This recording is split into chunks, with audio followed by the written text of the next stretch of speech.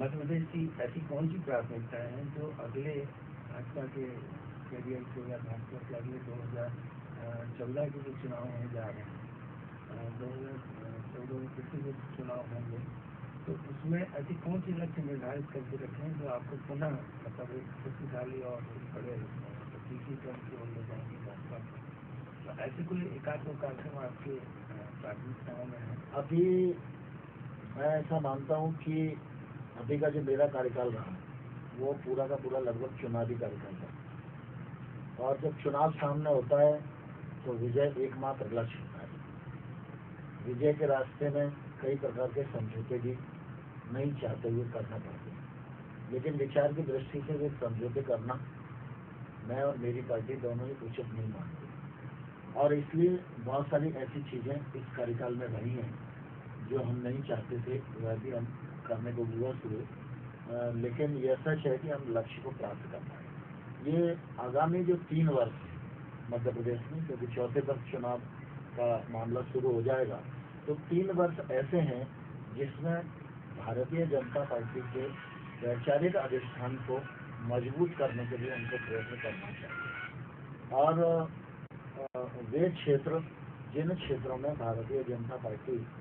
की अभी पहुंच नहीं है, उन क्षेत्रों में कार्यकर्ताओं का निर्माण करके उनके माध्यम से उस क्षेत्र में भारतीय जनता पार्टी की विचारधारा के आधार पर पहुंच बनाने की आज आवश्यकता मैं महसूस करता हूं। और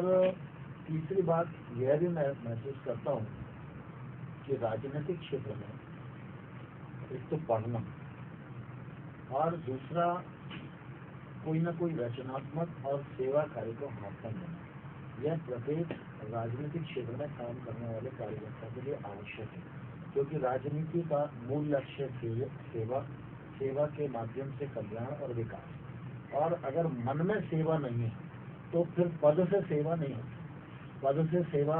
का लक्ष्य लेकर जो लोग काम कर रहे हैं, तो भारतवर्ष में अनेक नेता दिखाई देते हैं, नाम बढ़े हैं, पार्टियां बढ़े, अनेक दिनों तक सत्ता में रहे भी हैं, लेकिन अगर उपलब्धि देखेंगे तो यही कहा जा सकता है कि इनने इतने वर्ष तक सत्ता का भोग किया,